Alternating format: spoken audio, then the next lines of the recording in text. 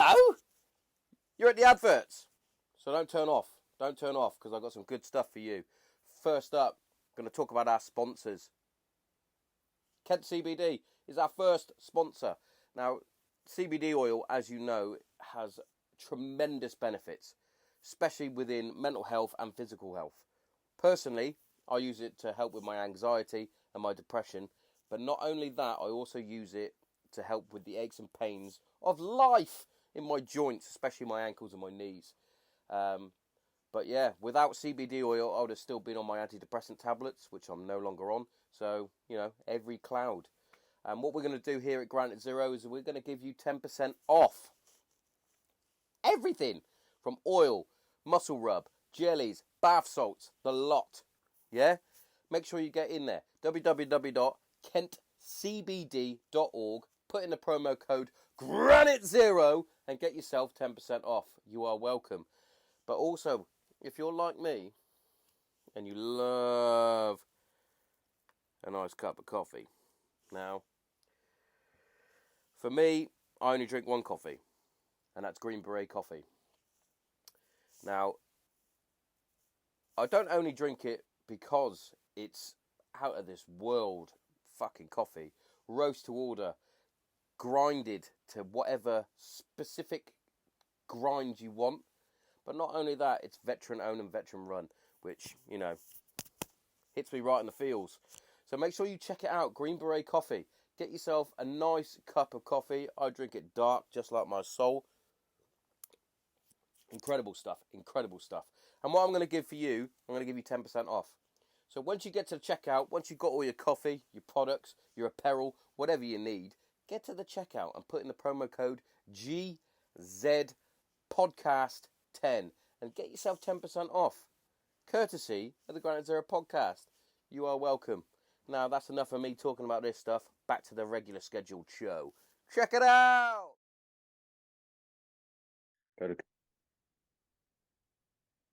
He's back. He's back. Finally, 2 hours late, but I'm here. He's here. It's been a while, Mace. It's been a while. Well, I think the last time I spoke to you was 10 months ago. That's how long it's been. Yeah. See, my missus is actually, she'll go, well, that just proves you're not really mates. Oh, well. I'll go, I've got his number. We're friends. We are friends.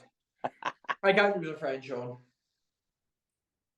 I'll take that. Now, to be fair, the last interview I did was BBC Wales. And then the interview I did before that was Sean's. Well, there you go. So you understand how few interviews I've been doing in there. Maybe just it seems that it definitely seemed that you were super focused on what you wanted, like the goal in hand. I was just fed up. Obviously, I think Sean will understand this with the stuff he's been struggling with and what we spoke about before. But sometimes it does feel like you're just stuck in sand, and it's just slowly just dragging you down. Yeah. And the more you struggle, the more you put resistance in, the more you just try and swim, just the more you just get sucked down, and you get to a point you're like, why am I still swimming? But it was one of those where it was just like, keep positive, chip on, push through, and things will start to get back to where I wanted to be. And it was just like, it was only a small step, and it's one small positive step, but it was nice to go to Rome in the end and go. Also, it was meant to be Cardiff, and then my first opponent pulled out. Yeah. They lined me up with the second opponent. I had the second opponent for 14 days without seeing a contract, and on day 6, I said to my team, "This fight isn't going ahead." I was like, "Something's gone wrong," and they were like, "Keep your head down, keep pushing, it'll work out." On day 14 or 15, they messaged me, I think it was 14, to say that he'd been injured and was out. A bit of my men signed a contract, so it was like it was just a fugazi. Fairy dust.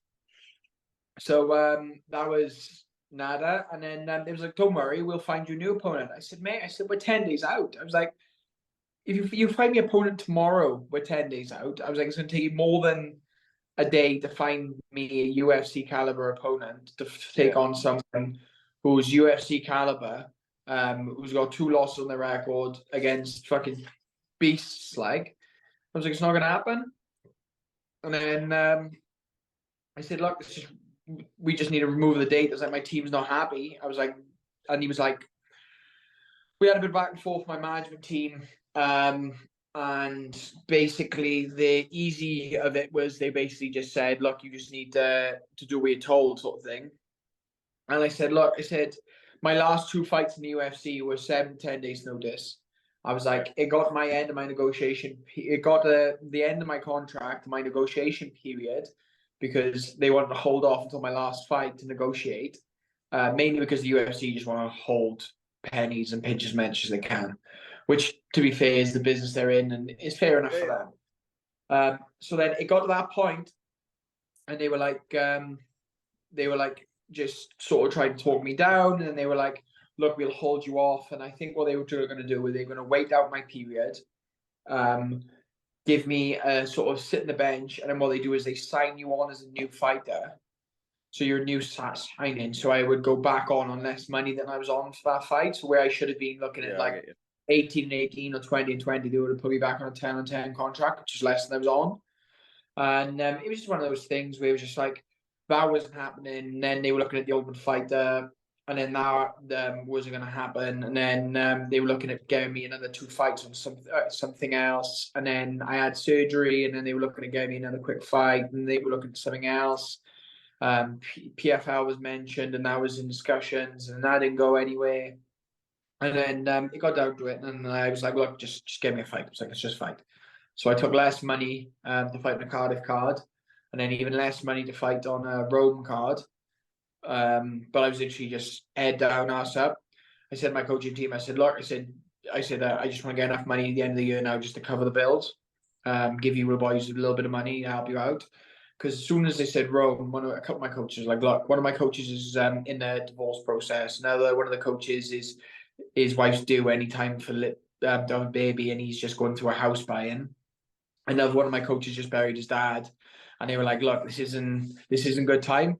I was like, well, fucking get on a bus, boys. We're having a bad time. We're just gonna push through.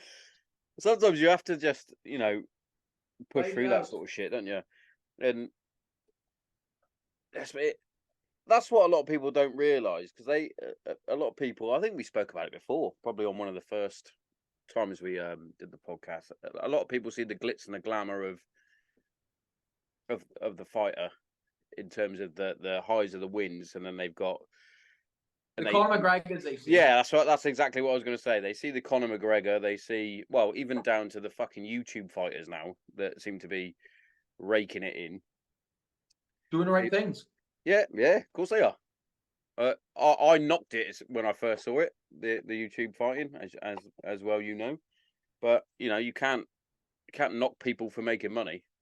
Do you remember what my dream is? Can you remember my dream? It's been a fucking long time. I've had a beer since then, mate. Fight a YouTuber or an American football player or a basketball player for millions of dollars. That is the dream. But you'd be living the dream. Mate, winning a world title for me is just an inevitability again. Like, I'm getting to the top of my division is an inevitability. Like, I am going to be top of the tree. Doesn't matter the route, doesn't matter the storm. Like, I'm the type of person, I've always said this, I always pick the hardest route. And it's always been there. I always go about things the most difficult way instead of finding the most efficient way. It's just been the way since I was a kid. So, unfortunately, I decided to do things the hard way, and it is what it is. But eventually, like, I'll grind it out. Even if it needs to go the Charles Oliveira route, where I'm hoping it won't ever get to that extreme, because he did lose 7 times in 2 years before he had his upswing. Yeah, but looking at Charles Oliveira now, you wouldn't think it's two different record fighters. he had, yeah, Two different 7-2 at one time. But then you can flip it on its head, and Tony Ferguson. You knew exactly what I was going to say. 5-0 now, I think. Yeah, his last 5. He's got a lot of miles on that chin now, isn't he? It's his brain. There's a lot of CD in that brain. I can say it. I'm a fighter. Yeah, you're allowed to. You have permission. Yeah, there's something anyway, innit? Definitely. Yeah, it's just. Well, this is the thing. I was literally on the drive back, and we were talking about this, me and the wife, which was an official wife. You haven't missed I You was haven't about missed to the say, wedding. muzzle You haven't missed top. the wedding. Unofficial wife. If you do get married, do I have to wear a shit shirt like you do? Is that Only for the night. only for the night? That's all right. Then. I've got one. If you Which get I an invite like. the day, which it'll probably be a short invite list, but if you get an invite for the day, you've got to wear a suit, nice one. But no, like I literally we talked about it, and I said I just don't understand why fighters get to this age and they just can't Can't let be go. done with it and just find something else. And she said it's never that easy. I said, but I know. I said, but people go on about it. They try and replace it. There is no replacing it. You find something else. Yeah. You have to find something else. So I had a conversation with Paul Felder, and Paul Felder, when I met him, was doing what are they called? I don't want to get the word wrong because it's embarrassing. Cycle, swim, and triathlons. Triathlon. Yeah. Triathlons. And he said the thing is, Mace, he said you've got to find something else. He said to get you going. He said because otherwise you just get fat. And he meant it more as in you just needed something to be competitive towards, because you go in a gym and now I love training. Whether I'm fighting or not, I've always told you this. I'll be in the gym Yeah. 5-6 days a week, multiple times a day. I grind, I train. That's the way I am. It's the way I've always been. Even if I just go in and hit some pads and do a bit, I'll do it till the day I'm dead. But to go in and be competitive when you don't need to be is different, and then to go in and be sparring with boys who are competitive and they are the ones grinding for that dream when you're not. There's no way that's good for your mentality, and it's good for obviously who you are or your sort of legacy child things. And people will be like, oh well, you should be able to spar. They're headhunters in those gyms. They are. You get the people who go in there and they're just trying to take people down a peg to prove their own greatness, because they need to bury bodies to build their own statues. That's the way it goes. And it's just it's a lot easier just to take a step back, I think, and have a clean break from it all. And that doesn't mean that you don't do the sport, that you can do jiu-jitsu and enjoy yourself. And Uriah is a brilliant example. Uriah turns up, he trains when he needs to, and he fills it in. But Uriah's not going in MMA sparring against these boys. He'll do his jiu-jitsu and he'll do the striking sessions and partner up, but he won't spar unless he's sparring with some of the smaller guys he trusts. And he'll do his jiu-jitsu, he runs his businesses, and Uriah's doing his thing. You know what I mean? So it's happy enough, but for me, I've never wanted to coach, so it would just be I want to do something completely different. So it's interesting, and it's something that I will get to at one point. But I'm 28, so I've still got a while. Creeping up on that magic 3-0, mate. Creeping up, but yeah, My prime. I know exactly what you're saying. Me and the missus were watching the AJ card last night, and Derek Chisora came out again, and I was like, he's like fucking. Is he mid-40s or early 40s? But anyway, he's 40. Mid. And he's got some miles on him. And it's like, are you doing it just because you love it? Do you hear what he said about the drugs thing? Because obviously, one of the Wizard was meant to fight. He popped, didn't he? What's his name? White popped.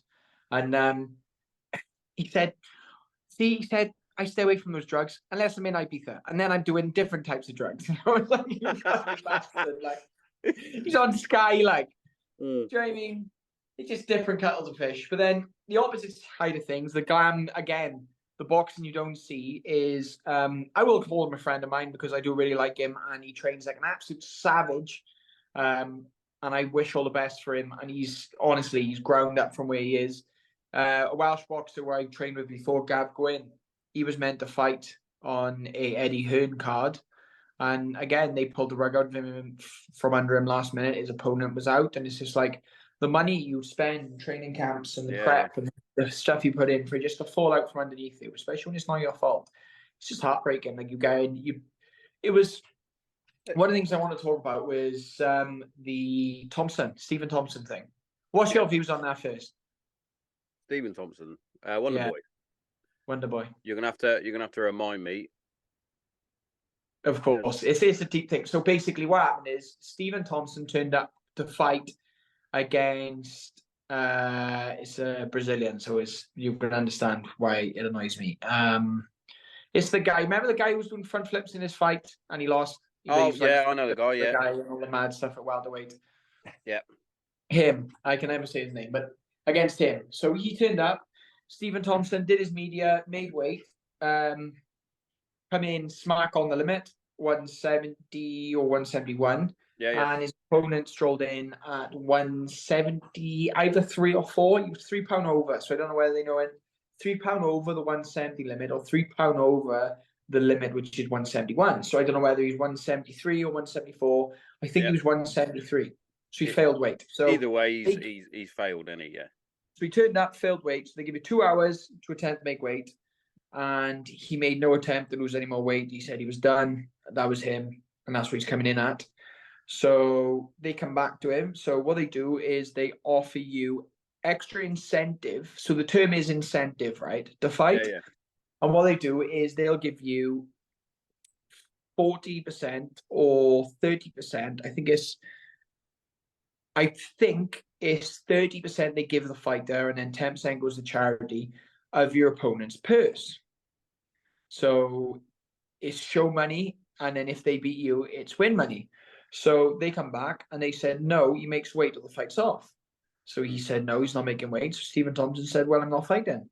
So then there was a massive kickoff because he showed up to me. I made weight as a professional for his contracted weight. His opponent didn't. So what they do then is they try and move you on to a fight in 2 weeks. Seems easy, apart from the fact the preparation to cut weight takes a week. It takes a lot out of you. Yeah, of course. Doing back-to-back weight cuts like that is horrific for your body. Like the amount of the stress it's puts in the body. Like I've got photos on my phone of me making weight for my last fight. My last fight was the smallest weight cut I've ever done. But the hardest weight cut I've ever done is for the Alan Patrick fight. And at one point, I thought I was going to die. I was being sick. And when I was being sick, I spewed up 5 milliliters of bile, basically. So if anyone doesn't know how much 5 milliliters would be, 2 teaspoons, maybe a tablespoon. That was all that was left in my stomach. Managed to bring that up, and then my weight started to move again. If it hadn't have, I would have failed weight, because all that come up was basically the salt that was left in my stomach. It was holding on, and my weight started moving. Anyone wants to be a science nerd about it, it was basically I had too much salt in my body. So that little bit of bile I brought up meant osmosis could do its magic and start drawing the water back out of me, and the weight started to move. Whereas the way it was at the time, the water that I was trying to bring out was being held on to because my body thought it was going to die. Thinking it's going to die is an exact number. I lost overnight for that fight. So overnight, I lost £12. Fuck me. £12. So those of you in kilos, £12 is what, 5.5 keys? Yeah, about that. Let's have a look. 7 kilos to a stone. So £22 to a kilo. Just So say £4.5, £5, I think. £12. 5 keys. lbs in kgs is 5.443 kilograms. So 5.5 keys, and there's 7 kilos to a stone. So we're talking about 3/4 of stone I lost overnight. That is within a period That is mental. of 12 hours. That's 12 hours I lost in it. So weigh-ins at 9 o'clock. We start cutting weight at 7 p.m. Put it that way. Yeah, but again, people don't understand the toll that takes as well, because that's not just coming from your body as well. That's coming from your head. Yeah, your brain needs water to. We can go into symptoms and all, but I try not to talk about it too much, because obviously it's one of those things that's just not talked about in sports. Like in football, when they don't talk about game fixing and shit like that. But it's one of those things where it's like, it's okay to say that, yeah, he needs to, it's not just making weight to fight, but it's the contracted weight he made. Like, he's contracted against one opponent. That's whose name, like, you don't sign a contract to fight. You sign, my contract states, the fighter, signee, Mason Jones, agrees to fight Alexander Ribeiro, who was my last opponent, at £155 with £1 weight allowance on such and such a date, right? That's what we sign against. We're signing that we'll turn up, we'll make weight, that we agree to fight at that contracted weight, and then you get show money and win money. That's why we sign a contract for, right? So he turned up, made weight. The opponent didn't make weight and voided his contract. So then they offered extra incentive pay to fight. He said no, he's not doing that. He has to make weight to win off fighting. His opponent refused to make weight, so they offered him a fight again in 2 weeks. So bear in mind, that means that it takes 3 to 4 days to fully recover from losing that weight. 3 to 4 days, easily 3 days. Within 24 hours, you'll start feeling better. Within 36, you'll feel brand new. But still, you want to give your organs a rest for an extra day. So 3 days, 4. And then you give in an extra 10 days before you cut again, before you bring your body back to it. It takes 7 days to prepare to that for water loading, or 5 days of water loading to prepare for it, and bring your food back down, different things. So literally, as soon as he's recovered, he starts cutting weight straight away again. Yeah. You get straight back straight back on it. There's no like, oh, you'll have a cheat meal now or anything. Is like, it's straight away he has to start dieting straight away and recovering. So that's going to affect his performance in that next fight. Oh, definitely. So he said, I'm too old to be fucking around like this. I agreed to make weight. The fighters again rewarded for failing weight. I'm not doing it. I'm refusing to fight. Refused to fight in 2 weeks after it. UFC's refused to pay him his show money. So they refused to pay him his money to show up because they said your show money's nearly 200 grand. So we'll agree something else. We're not giving you 200 grand for your show money. People are coming out saying that's 4 times more than the average salary for blah, blah, blah. So my argument is, how much does a CEO of a high company get paid per year? How much? You're looking at what? Minimum $250,000 for in the US for a big CEO. Minimum is 250, right? Yeah. So he is at the CEO level. Like the way he is, he's a high level CEO. Like at the end of the day, you even talk about charities in the US. You look at a big charity, which in the US there's about 15 or 20 of them. High CEO, which is one in these 20. That's exactly where he is. Like it's less than 1% of the population fight, and less than 1% of those amount make it to the UFC. Like that's the stat. So he is like the CEO level. So they're saying like you can't compare him to an average salary of an average American or an average person when he is that exceptional for what he does. The lifetime is 40%. He's been trained since he was 3 years old. The amount of damage and stuff he's put his body through. He's a fucking exceptional fighter as well. Striking is, well, you fucking know. It's pointless me sort of explaining striking to you. I know, but yeah, I see what you're saying. Well, if I contracted you to do my bathroom as a plumber, and you come in and we agreed that you do my bathroom by a certain date for a certain amount of money, and then turned up and you've done it all with what I stated, did it all perfect, the thing, and then turned around and said, sorry, I can't pay you the £700 today. You're gonna have to wait until next year before I pay you. And it's like, well, no, it doesn't work like that. Yeah. But that's exactly what they're saying to him. We can't pay you. We pay you again in 2 weeks if you do the same work again. So it's like, that's the easiest thing. You do a bathroom, they say, oh, well, it's not exactly how I wanted it done, even though you've done it exactly the way it was supposed to be done. And it's not like do another one in 2 weeks and I'll pay you for that. It's not like they're going to pay him double for, because he. Well, this is the other thing as well. So we only get half our purse. So people try and make it out you get double, but you get half. So like, for example, when I fight in the UFC, an entry-level contract in the UFC is 10 and 10. Sounds fantastic. 10 grand to show up, 10 grand to a win. You get sponsorship money off Venom, which is 3 grand, which sounds fantastic. I can get more than 3 grand for a sponsorship in Cage Warriors for a fight. Easy enough. I was getting 10 grand a year off contracts, sponsorship for 1 or 2 fights. I can get 2.5 per fight in UFC level. You'd be looking at minimum of 5 or 10 per sponsorship, and you can have 3 or 4 sponsors. So you're losing money on that, but it's the UFC. You do what you're told, and you're happy to do what you're told. But 10 and 10 is ridiculous because you win. So most of the entry level fighters, you end up fighting in Vegas. You win in Vegas as a British fighter. You pay 40% in tax that you can't claim back, but you pay accounting fees and different things to claim back at the end of the year. You lose that money until the end of the year. So you win. You get 23 grand or $1,000, which is dollars as well. They take 40% off you before they pay you. So they take 40% of 24. Well, they take an 8. 8. I'll go with that because maths. Yeah, just knowledge is not really my strong suit. I'm sure you end up with 16. I'm sure it's something like 16. So it's around 8. I don't want to work it out, but I think I'm sure it's 16. So you end up with 16. Then that goes into your business account. You pay your coaches because obviously your coaches have given up. So for my boxing coach example, he pads me 5 days a week or 4 days a week.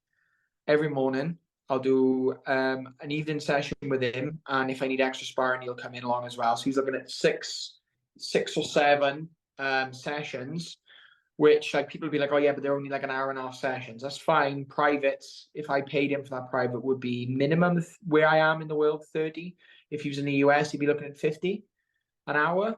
So you work it out. Even if he just did an 8-week camp wheel, which he doesn't, he does months and months and months for me. If you just did an 8-week camp and you work out how much they're owed, you should be paying them about $2,000, something ridiculous. Yeah. I think most of the time, the most I paid my coaches have been like 1,000 and something each, because I pay all three for their services. But if you didn't, like a lot of time it's just like 200 quid here, 300 quid there, what you can afford. Happy days. But say you get paid, you got your 16 left, you pay your coaches, so you pay them 500 each. That's 15, which is less money than they should get. You've lost from your 16, you've lost an extra 1,500, right? So you're down to 1,450. Yeah, 1,450. Right, so you got 1,450 now. You got money you've got to set aside for your taxes at the end of the year, because obviously you're gonna have to be earning other money anyway, so you need to set aside the money Self-employed, isn't it? off that. So let's just say, because you can write a lot of it off, you save 10% back, right? So 10% of the 16 is 1,600. You take that off as well. Now all of a sudden you've got 13,900, 13,900. Perfect. So your 8 weeks of camp fees. So you're in the UK, you're training from the UK, cheaper. There we go. You rent for 8 weeks, only 2 months worth of rent. Let's say you're paying 500 a month. There we go. There's 1,000. Your bills on top of it, food bills. So you paying a nutritionist. That's going to cost you 500 quid. That's an extra 500 quid gone. So that's 1,500 off that 39. So work that out. That's 12,400. Then you got to pay your actual food costs. So you shopping at Aldi's, you're spending £200 a week. £200 a week, because you have to eat certain amount of macros. Like for me, example, I have to eat a certain set diet. So it's 200 a week for 8 weeks, because you'd eat more at the end. Just bang on extra 200 because you're after you eat and weighing in, you're gonna eat more food. So it's 9 weeks worth of 200s, which is 1,800, £2,000 off the amount left. Now you're pushing under, you've just broken 10k, right? Still sounds good, brilliant money, right? Under 10k. By the time then you have money to pay for different things, you're looking at you're spending money, different things. You're looking at 8. So you got $8,000 to fight, right? Perfect. That's a win. Yeah. If you do not win, then that $8,000 you would get paid instead, because it's 10k plus your 40% that you still get taxed on. So plus your 3, so it'd be 13 with the tax. So 40% off thing. I think you end up with like 7 or 8 grand. I've spent that already. So even though you have the coaches different things, you may have about 500 or £1,000 dollars left over. You need to exchange that. So you've done more than 8 weeks of work, because the UFC you can't fight every 8 weeks. Every 9 weeks. You can't. PFL and stuff you can't in the UFC. So you're looking at maybe once in 6 months, you can minimum like 2 or 3 fights a year. 3 if you're lucky, 2 if you're not. 2 to 3 fights a year. If you lose more than 1 fight, you can't afford your next camp. You're digging into your own savings. If you win, the money you have carries over, so then you have extra profit in the next camp, so rolled over.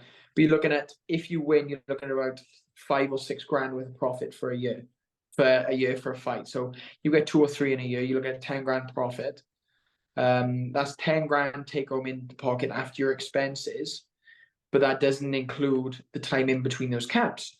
So for example, if you fought twice a year, where the UFC can only get you in twice a year, because this is the stick people don't understand. After the Alan Patrick fight, I told them I wanted a rematch straight away and I want to sort it out.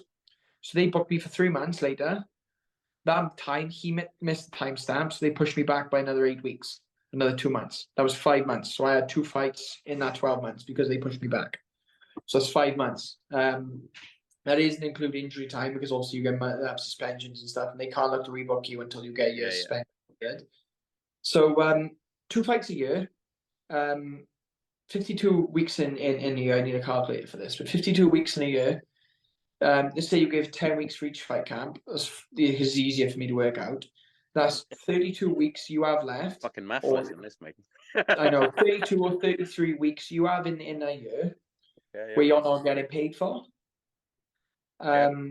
You've got, so you've just let's say that you had 8K from those fights on entry level contract because it's 3 to 4 fights in the first contract, normally 3, 10 and 10. If you're a static contract, which they do off contender, then you're not going to, if it's an incremental contract, you get an extra 2K every time. They could add up, so you could have 10K after 2 fights. Happy days. 2 fights in 12 months. You've had 10K. That 10K has to last you for 30 weeks. 32 weeks. Do you know what I mean? It's not a great life, mate. And like, I'm not saying it's not glamorous, but it's like it's only the top. No, I think they scalp you. Like minimum, the thing they talk about fighter pay should be increased. It's what people don't understand. They're not talking about the ranked fighters. They're not talking about the vets who've been in there a while. But even in them, mate, Ilias Tupora, when Ilias Tupora fought Jai Herbert, who was a weight up and is an absolute savage in London, his pay was 40-something thousand and 47 thousand, which is fantastic, yeah. But the level he was at and the way he was on the run he was, sorry, it's my battery. He should never have ever have been at that amount. It should have been way more than that. Like by the time you look at the counts you need to prepare for this level, it does cost like exceptional performance costs exceptional cost. Train with the best people in the world, to travel, to do these things you need to do. There's a reason why you're fighting at that level, and a lot of it is obviously God-given talent, clearly, but obviously it's the hard work as well. So that's what a lot of people don't seem to realise, is that it's the money that you put in to better yourself. Obviously, you can't put that in if you're not getting fights like yourself. It took you God knows how long to get an actual 12 months. 12 months to get a fight signed. In that time, it's not like you're fucking doing some building work. But it's the thing, it's like people say, well, why don't you have another job? And it's like, well, it's not that easy. So like my schedule, for example. So tomorrow, you on sent Monday, me your schedule. That was crazy. Yeah, I was like, it's not too bad. That's actually quite tame. I've taken some off it. I was so, tired reading it. Monday, for example, I'll do a long run in the morning, which is just a cruise, like a slow. I'll do, when I mean long, I'm not talking marathon distance. I'm talking 8Ks to 10Ks. Cruising. I'll take me about an hour.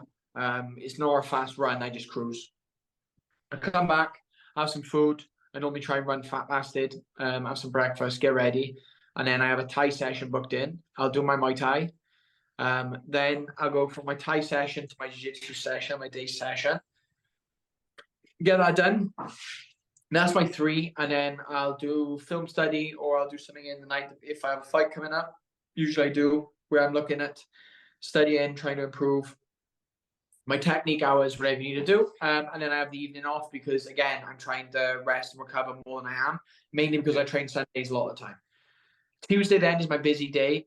I'll get in the gym at 7 in the morning, and then I'll train 7 till 8, 8 till 9, and then 9 till 10. So back to back. So usually it's like first hour is cardio, second hour is boxing, or third hour is kicking, something like that. Or the other way around, vice versa. Normally it's that way. So it's like kicking's a slower pace, boxing's intense. Cardio at the start is, again, either very intense for enough period or depending on what I need to do. I think Tuesday is lower intensity. Monday I lift as well. I forgot to put that in there. Monday I lift as well. So it's a day class. So I do 4 actually, and the night is my lift. So Tuesday I'll do lower intensity stuff, but I'll do a little bit of recovery, trying to do some mobility stuff. Then I get the afternoon off and I have a big break. From 10, I'm free until the evening class at 6. Again, I'm trying to do more recovery and active stuff. So I'll literally go out, I'll meet with the boys, get coffee, just chill out, have a bit of downtime before I have a hard session at night Tuesday. And then Wednesday, I'm in the gym at 7. We do heart rate work. Then I'll do a boxing session. Then I have a jiu-jitsu session. Then I have my lift. And then I do boxing in the night, 5s, my busy day. Yeah. Thursday then is 7 start, 7 till 9, 7 till 9. Then I have a break. Then I have Muay Thai. Then I have a break. And then I do the MMA session in the night, which is intense. And then Friday is my lighter day again, where I do 3 sessions in the morning. I do boxing, the kicking session that I usually do on Thursday, sometimes gets moved. Then I'll go straight from there to do my lift with my coach this time, because my coach I only see once a week now because I've changed S&C coaches. And then I'll do the 3 back to back. I'll get back. I'll do my cardio in the night, and I get Friday off. I have a full rest then until Sunday. Saturday off, thank God. And then Sunday I get up, I do my light cardio. I'll do my strength stuff, and then I will do my sparring. Or I'll do sparring first, then my strength stuff, and then I run in the night, and then ready for Monday again. So it's like you're talking, like my low intensity days, like Sundays, like Sundays, Wednesday, I believe, maybe. I think it's like there's 2 sessions a week. I do 3 sessions, my lower intensity days. My medium intensity days, I do 4. And my high intensity days, which is 1 or 2 a week, I do 5. Work that out. So it's like, it's a full-time job, do you know what I mean? It's a full-time. You're a fucking, you're an athlete. Of course, like, I would love to be doing business the other days. I could find time to do trading. I have time to do a full-time job. Like, I know people who do full-time jobs and they can do this career, Stipe and all these different people, but it's a lot less than now, and certain people can do it. I'm not one of those people. The hardest thing I find is finding a balance between being in camp, being outside of camp, and the right amount of training, etc. Where I am at the moment, I'm trying to stay in a permanent diet, as in I try and keep a structured diet all the way through. Try and go from there, but it is hard. It is difficult. And one of the things I want to talk about, because I never stopped talking, that I've never mentioned on here before, which is surprising because I never shut up, is I'm a celiac. I've been a celiac since I was 1, so I've had celiac disease since I was 1 years old. Nearly died as a kid, loads of shit like this. Never really brought it up because, again, it's never really I never really included it as part of what I do. So celiac disease basically means I can't eat gluten. This is a simple one now. I'm not one of those snobs who can't eat gluten because it's a celebrity diet. I only died as a kid, affect my growth plates. It's why my upper torso so short compared to my legs, why I've got such a long reach.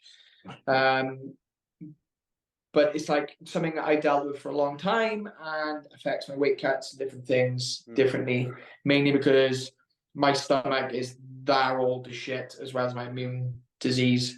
That it's like I could be fine, and then randomly I'll have a day where I'm trying not to shit myself.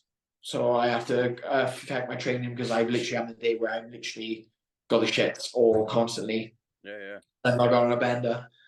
Boys always love it, take piss at me all the time because obviously they find it hilarious. But The only thing that can I never really Jones is bread. so I never really talked about it because it's like one of those things. It's like when I was a kid, I was in primary school. I was always the same. It's always something I've just dealt with and something I've grown up with. And like when I was younger, there was no celiac diets. It was literally like I had a little red book, like a little handbook, like carry around everywhere, and I had to check everything in this little fucking book, which was annoying because nothing was ever in there. And it was just like people don't understand sauces I can't eat. Soy sauce is another one which is in everything when it comes to like fried foods and different things. Takeaways, I can never really eat chips because the fryers they're in. Fried items are a no, pizzas a no, cakes are a no, pastries, anything baked usually is a no. Certain ice creams are good apart from the fact they put biscuits or cookie dough in, which is like loads. Crisps are a no most of the time because of the additives they put in. Sausages they flatten with wheat. Certain burgers they flatten with meat. Takeaways, the oil and all they use is a no. Sauces they thicken a lot of sauces and gravies with flour. And it's like, it's not a nut allergy, so I'm not going to die. But the easiest exact way I know I've eaten gluten is within 4 hours, my mouth starts to peel. So I get mouth ulcers everywhere. My mouth just peels. It's literally like flaps of skin just come out of my yummy. mouth. Like a lizard. You're the dragon, mate. I know, but it's one of those. It's like, I never It's talk one about of those, it, really. though, as well, that you're not going to need to talk about it as such because you've dealt Which is with it exactly. since you were like 1 year old, as you said. Well, then I was speaking to Celiac UK, which is a big charity, about being an ambassador for them and sort of moving stuff like that. And they were like, "Oh, well, you've never really discussed it." I was like, "Well, do you know what I mean? It's like certain people have like alopecia, and the only reason they talk about it is because their hair starts falling out. Apart from that, you weren't really going to talk about it. Do you know what I mean?" Yeah, yeah. It's not like you're going to just.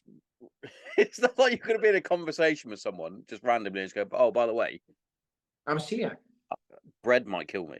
So, but I identify as a donut. you're not allowed to, mate. I'm not allowed to know. Oh, fucking hell. But yeah, it is one of those sort of autoimmune diseases that isn't really spoke about. The other ones is like Crohn's disease. Not many people talk about that. So when my coach, actually, his dad died, and his dad had Crohn's, and he generally said Crohn's literally killed his old man because his old man was that prideful that him having the shit in a bag ruined his life. He wouldn't leave the house. He wouldn't hardly come to the gym. He was worried about it on the train and in public. And like, if he had to go in the toilet to change his bag, it would ruin. Like he said, literally, he'd find it so embarrassing. Whereas like my best friend, who's in a wheelchair, last time. Stripping off. Oh, sorry. Last time we went out to a fancy restaurant with the boys, which is always a mistake when you go out with the boys. But they booked this place down in like towards Asquay that was quite fancy. It's like an old pub, but it was like quite that upscale. And I come outside, and he had put one of his piss bags on the windscreen of my car under the windscreen wiper. So literally and I was parked right outside, so everyone was walking past my car. It was just a full bag of clearly piss on the front of my car. As you do. Why wouldn't you leave your piss sack there? It's fine. Exactly. So it's like there's two ways to dealing with things, and like some people, it's just one of those things where it's like people see it as an embarrassment, whereas like it's not. So again, like talking about my buddy, actually, I picked him up in the week because he's been a bit of a hermit lately. He's had a year where I've had my bad year. He's had his year where he hasn't really. He's got quite reclusive, and I think he's just a little bit gone back into his cave, as we like to say, where he doesn't want to be seen in public again. So I dragged him out, put him in a car.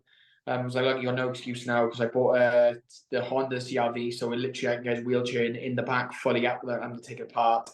It's not too high, so he can get in. So he's got no excuse now because it's not a high car for him to climb into. It's not too small, they can't get the wheelchair in. He's got plenty of room. I can land him in there, throw him around, everything can get in there. There's no excuse. So I bullied him into it, picked him up, and we went to us to get a coffee. And the funniest thing is there was nowhere to park, so I slammed this in a disabled space. He is categorically disabled. Happy days. Yeah. He is fully the dependent. Like he can't walk unassisted without a stroller now, which he's worked up to. Apart from that, he's in a wheelchair. He looks absolutely fine. Absolutely fine. Unless you try and get him to use his hands, he's fully fine. His fine motor skills are not there. So this, which you don't realize how many muscles you use until you use it, and this, of course, is a nightmare for him. So like passing you his phone and different things, because obviously you rotate and you turn when you pass, is a nightmare for him. So we was winding him up about it, but he's doing really well. His wanking skills have gone out the window then as well. Oh mate, I was hanging up. Because obviously he lost from his C2 to like a C4, I think it is, because he had basically on his spine he had a bleed that went vertically. So instead of they normally go horizontally through like one or two discs, it went all the way down his spine. So when it was bad, like he had full paralysis from his neck down, like everything went. So I was like, can you get him hard? because obviously the fine motor skills of like not as much getting it out, but actually feeling it and stuff. Yeah. I was like, and so we've been asking him, what's the word to describe it in the most PG-13 terms? Can you be with child? Can you sprout seed? And he was winding us up for so long. He was like, "No, boys, can't do it today. Not a good day today. Not a good day today." And he's like, "Oh, boys, it happened. First time back in months." And everybody's like, yeah. So he's back throwing it around. But anyway, so we parked outside this coffee shop in Askin, a disabled space, and the amount of old people who give us fucking filthy looks, like the dirtiest, up and downs, never say anything, but just give us horrendous looks. And I said to him, because I was stood outside the car, he was sat in the passenger seat, and obviously I was leaning in, drinking coffee with him, stood up, because there's no point being sat in the car, it's just miserable. I'm talking to him. And I said to him, I'm hoping someone says something. And he said, mate, I just don't want it. I said, but no, if someone says anything, I'm going to go proper posh and be like, how dare you? How dare you? The audacity. I said, just have a bit of fun with it. He was like, mate, please. He's like, don't make a scene. He was like, I just can't be arsed. But he laughs because, like he said, the once him and his girlfriend pulled up outside Morrison's in Abergavenny, parked in disabled space, didn't have their badge out, and some old lady come across, looked at the car, didn't see the disabled badge, and then giving the once up and down, shook his head at her. So he literally just pushed the windscreen, wiped the window down, popped his head out as much as he could. I was like, look, what's your problem? Can I help you? And she's like, oh, nothing. And he was like, no, like, what's your problem? What are you shaking your head at? And she didn't say anything. She just sort of ran off. But he was like, the older generation get it a lot, mainly because they're not as mobile as they used to be because they can't get around. He's in his prime, looks like he's in his prime. But in his old house, he was in his old house for 3 years and never went upstairs once. I said I would have crawled up those stairs with my teeth. He said no. He said I just didn't want to. I didn't care what was upstairs. I said I would have had to have seen what's upstairs just because I needed just because it's your upstairs. Just because check it. Yeah, he can crawl. I seen a bloke on TikTok actually. He's a Scottish bloke who's disabled, but he works, but he's got a badge and all that. With a van. With a van. And the amount of abuse he gets from people. He's like, but sorry, I've got mate, badge. can you just move the van out? He's like, it's a disabled space. He's like, yeah, my badge's in the window. Fucking attacked by a spider, mate. Fucking hell. Watch it not bite you, man. You'll be dead now. You'll be dead in that. Mate, you should have seen the size on the fucking spider in my kitchen the other day. Oh, I wanted to burn the whole place down. As long as it's not colourful, you're right. Just look for colours. If they're colourful, you're in trouble. It was big. Now we've got a me and the girls named him Steve. I think was it Steve or Simon? Yeah. But we got a false widow in our light. Red spots they got, haven't they? And they got red spots on them. No, it's got a white. Where on a black widow, it's got like a red marking. No. It's got a white one on it. It looks exactly the same as a black widow, but just white instead. And it'll kill it. It will bite you, but it hurts. But there's no poison. You will let Bite do yet? No, I haven't. No, he's there simply to kill the flies. He's just there to kill the flies. Because obviously where I live, I back onto a big field. So obviously it's prime. Big farmer field. It's fucking prime culture. It's fucking horrible, mate. So they've just finished. They're doing all the harvesting now for the wheat and that. Fucking hell. We're gonna be. My cat is gonna bring home some fucking mice now. You watch. I'll run them all out. It's like fires. Yeah, fucker. How is the family though? They all good? Oh, yes, mate. Really good. I was thinking to Sean because we never talk about Sean on this. It's always talk about Mason because Mason doesn't shut up. You mean Darren?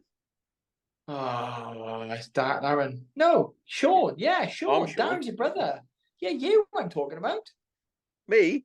Yeah, we never talk about you. That's what I thought you were talking about Darren. I was like, I know your brother's Darren. I was like, it's Sean. I was like, fucking hell. I've got CTE mind, so I was like, I'm sure his name is Sean. I was like, I've just got fucking. Have I been calling him Sean and you just didn't want to tell me? Because people have done that to me, man.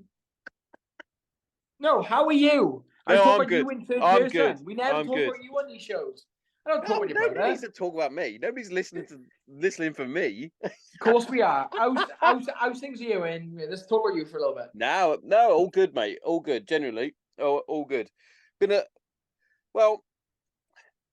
a bit of a back step with the podcast for the last few weeks. It's been really slow getting guests on and whatnot. Oh, that's why you've asked me. No. That's why you've I was asked going me to ask that. you anyway. There we go. There we go. And all the truth comes out. I This is always why we don't ask talk about you Sean. when near a fight or just after a fight. I always go, "You coming on?" And you're like, "Yeah, definitely." Always. You're always the go-to, the bat signal for Mason. But yeah, I've had a lot of it fucks me off. It's like, yeah, I'll do it. And then day of, you send them a message, we're still okay for today, and then an excuse will just magically appear. And it's like a flat tire. Like a flat tire in fucking Barry's Island. Man, I fucking love Barry's but you're still fighting. At least you went. I love I'm still Barry's making Island. it. So oh yeah, always. I said to Matt, no matter what happens, I have to make it. Like rain or snow.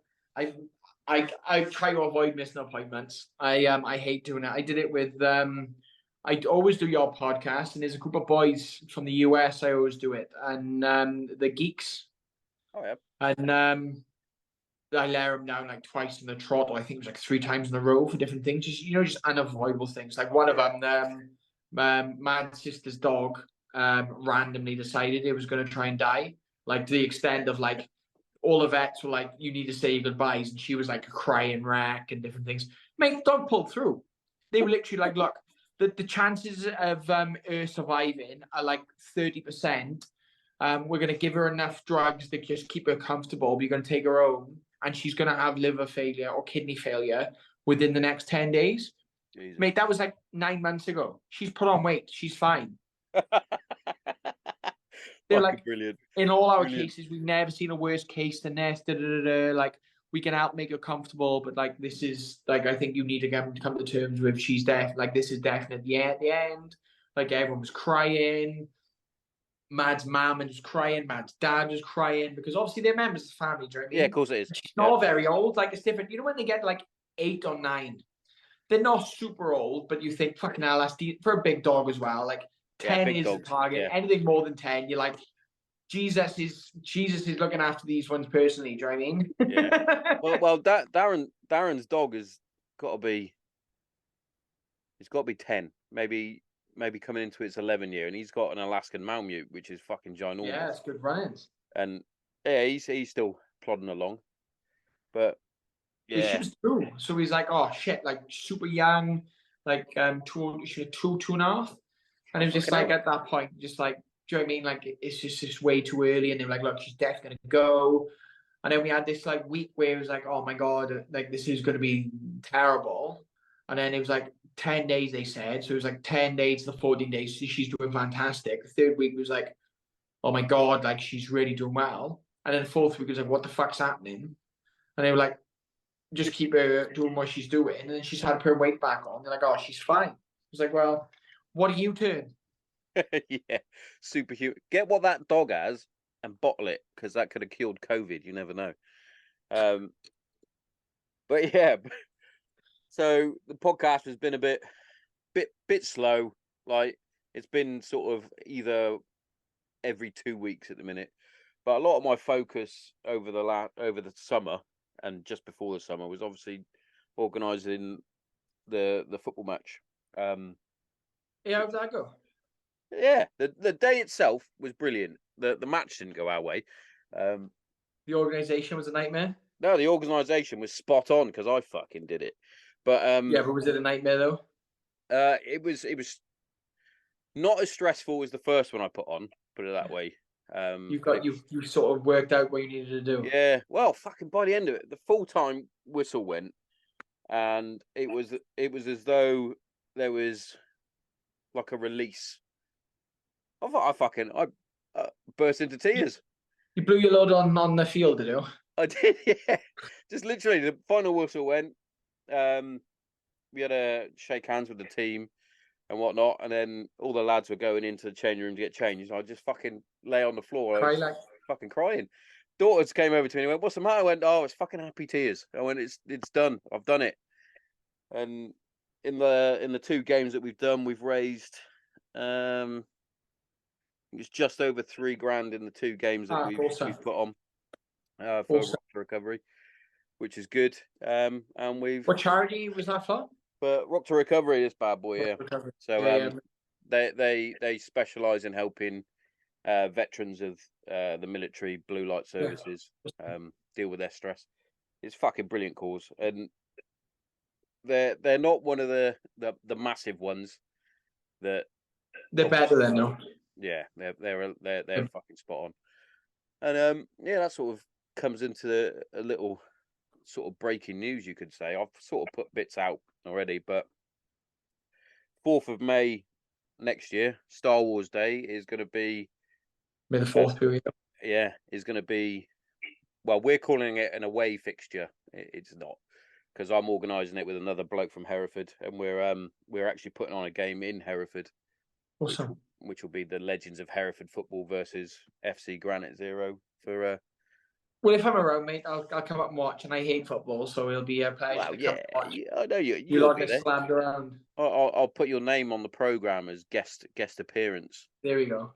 Last year, I couldn't. I wouldn't be able to make the 4th because last year I was in Disneyland for the 4th. Oh, Disneyland or Disneyland. Disney World?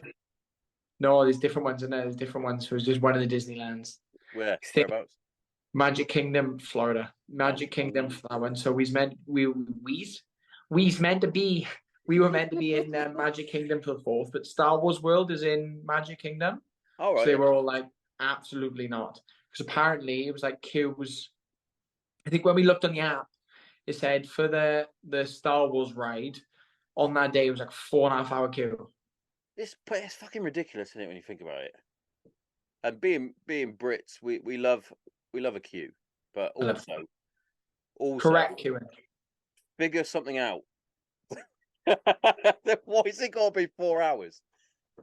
Mate, the days we went this time, like my mom's like an expert at booking Disney and sorting Disney out. And like the trip we did this time, to be fair, everything went perfect, apart from the fact my girlfriend couldn't come. She decided 3 weeks out that the new job she'd taken, when like the one she had to go for, which was the best of the one she applied for, told her that she could there was no way she could get the time off for that because it was in the training period. Forever she waits 6 months, so she takes it. She was like, "Don't really need to go to Disneyland." I was like, "I'm literally gonna have to go on my own," which sounds fantastic because you're with your family and all, but everyone else was in couples. Every single other person. Did you at least win like a big giant teddy that you could take with you? Mate, I literally just went. I gymmed every morning because I was recovering from my knee op at the same time. So I went 2 weeks after my knee op. So I hired my own car, and then what I do is I'd wake up. So bear in mind, we would either get breakfast or we'd be out the house at breakfast spot for 7:38. Normally 7:30 because you'd have to drive long distances in Florida. Like a lot of the parks are like an hour away from where we stay and different things. So you want to be at the parks ready to open in, so you want to be there for 9:30, ready for the gates to open at 10. Like that means you need to be parked and walking in, because it can take you 20 minutes to walk from the car park in. That's how big these parks are. So I was getting up at like 5:30, 6 o'clock, going to the gym, training till like 7. Sometimes I train 5 till 6, which means I'd have to be up at 4, get there, get in the gym, train, make sure I'm ready to go at 7 because everyone would be rolling out of bed, fully dressed, ready to rock and roll. And if I'm not back, you were literally like they would have thrown rotten food at me. That's how detested you are. So mate, the kids, they're my uncle's kids. Big shout out to my uncle Shirley. Uncle Shirley. His name's not Shirley, they just call it because he looks like a girl. My uncle. His kids, Cole and Nate. The youngest, I'm gonna get this wrong. I'm sure the youngest was like 6 or 7. I'm gonna get that wrong. And the older one is like 2 years older than him. But they were like they're under 10. Both of them are under 10. The ones younger. Mate, the one day I decided I was just gonna run because it was my off lifting day. So I was like, I'll run. I run like 5K before it.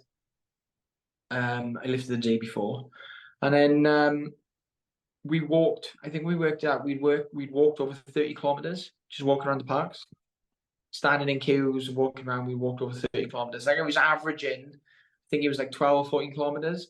And in Florida, there's Universal Studios, and then there's Islands of Adventure next to each other. And you get the 2 park tickets. We have the multi-entries. You come and go. And in between them, there's like I've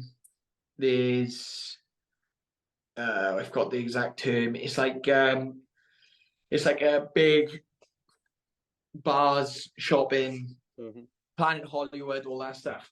So we did the whole experience because we've been multiple times. So for the kids, Planet Hollywood to get food.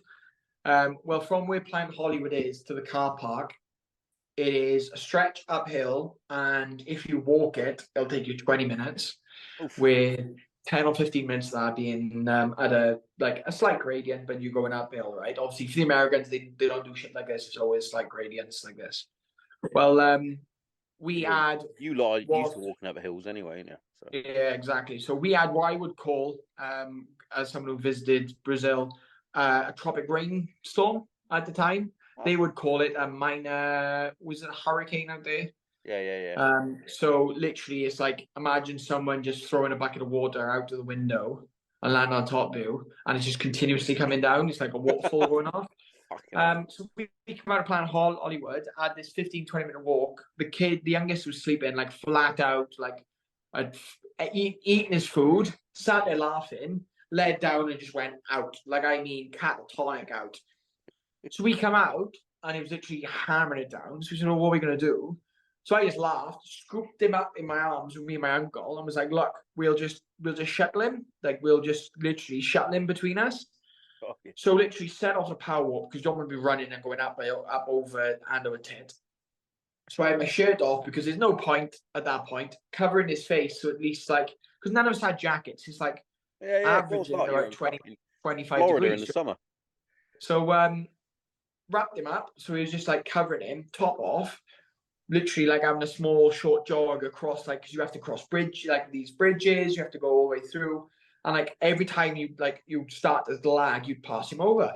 So passing back and forth, I think I was on my 3rd time having him on the shuttle to get to the top, and we start hitting this hill, and my uncle just looks at me with my top off and stuff, and he's like, you just goes, "I'll double up on this one." I'm like, "You bastard," like, just thing. And then we swapped over, and he finished it off. But literally, we slogged like 30. It was about 30 minutes of like, what do they call it in the military when you do it's like a speed march with a backpack on? A tab. We literally tabbed tactical advance about 30 minutes uphill with a 15-kilo body. Yeah, it's hard work, isn't it? Especially when they don't, even though he's sleeping, they don't just lie still. They move. I've got like it's quite a disgusting story, really. Here we go. We had a house party when I was serving in the married quarters. Of course you did. And there was some of the kids were around from the neighborhood and whatnot. We had a barbecue. Anyway, we all had a few jars. I go into the living room, and one of the kids is sort of passed out on the floor, and I'm like, "You all right?" Went down, a little check. I was like, "Oh yeah, he's asleep." And then I looked, and he's shit himself, right? As you do. But he's about 9, maybe 10 years old. Shit himself, and I was like, went to his mum, and I was like, "Your boy's shit himself, and he's like knocked out cold, asleep." And she was like, "Oh." I was like, "Is his old man about?" And they were like, "No, he's on tour." I was like, "All right, so it's going to be down to me to carry this kid home, isn't it?" And he's covered in shit. So I literally had to hold him outstretched. And their house is I would say a good K away from my house. Absolutely not. Fuck it, my arm's at the end. I would have just bird bathed him, but you would have been in the sink. Should have done. I should have just kicked him Sink back. them. Just sink them, fucking got off as much as you can, wrap them in a fucking towel, and off he goes. My missus found it hilarious. She was like, "I can't believe you carried him home and he was covered in shit." I was like, so I can't top it, but I'll give you a funny story. So my youngest brother, who, bearing in mind, I think he's just turned 23, 24, 23, 23, I believe. When he was a tot and we went away. So I'm 5, 6 years older than him. So we went away, and I think I was only about 10. So he would have been 3 or 4.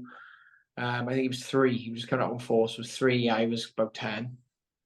We went away, and I remember we still talk about this at family parties. And it was hilarious. And I'm sure it was him, but it was my sister. I'm sure it was him.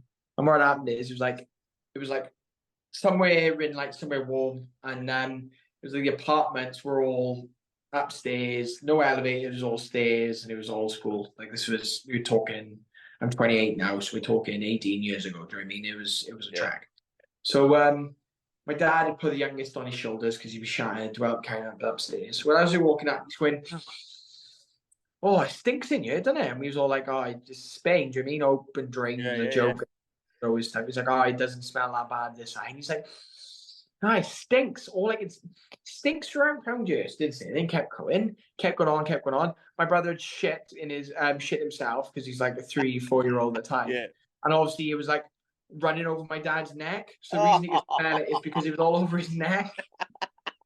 So I had him off. They'd shit all over his neck. It was like him or my sister. She was him. I don't want to say it's my sister because she's just turned 18, so it'll be an embarrassing story to bring up at her wedding. Yeah, I'll keep it in the back pocket. Like, in the remember the back time she pocket on shit that on my dad's neck? Well, she was my brother. But yeah, one of them shit on his neck. Yeah. Carried him Yeah, upstairs. I think every family has some sort of shit story, as in with shit in it. They're the best. One thing we haven't spoke about yet, Mace, is your last fight, mate. I was well to start with. Me and Darren were arguing because we were both logged into the same Fight pass account. but we didn't realise. I didn't realise that my fight pass was still Logged in still as paying for it. I didn't. Completely forgot. So we were logged in on Darren's, and you were just about to walk out, and it kept cutting out. And I was like, "This motherfucker!" And I was sending him a text. I was like, "Will you stop fucking logging me out?" And he went, "Well, I'm watching it." And I'm like, "Fuck! Let me just check to see if mine's working." It's fucking working. Spot on. So I was watching it on my phone to start with, and I was like, "No, I'm putting on the big on the TV. Wrap it on the TV. Yeah. Get the I was big like, screen. because my missus watched some shit, and I was like, "Are you watching this?" She was like, "No." I went, "Good, because you're about to see something spectacular." Scrap in.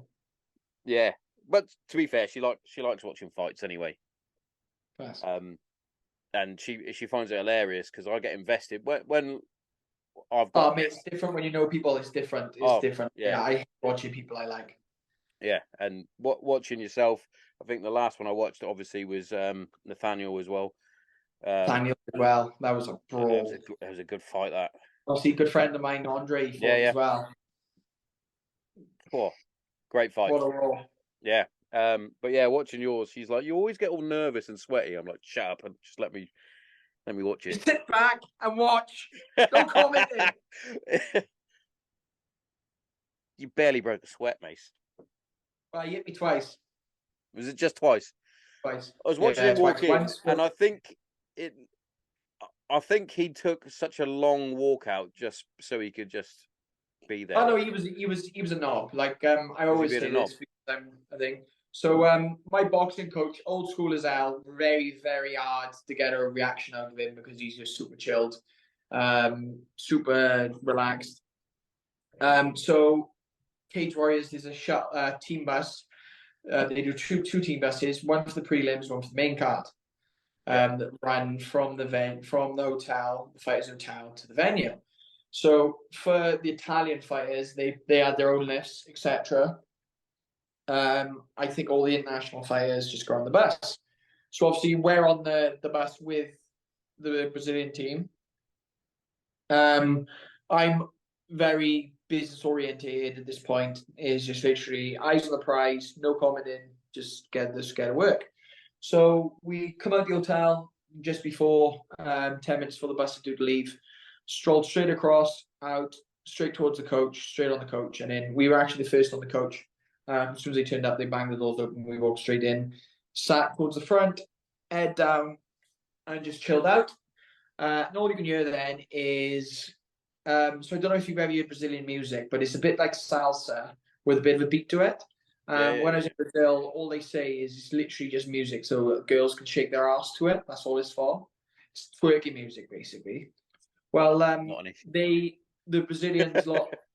Someone got on after it, which was one of the other teams, one of the British teams. Actually, it was a British were on before me, lightweight fight, and then on come these fucking Brazilians with a fucking little portable speaker, as loud as they'll go, playing this music, dancing, all the whole team dancing, all I guess as they come across.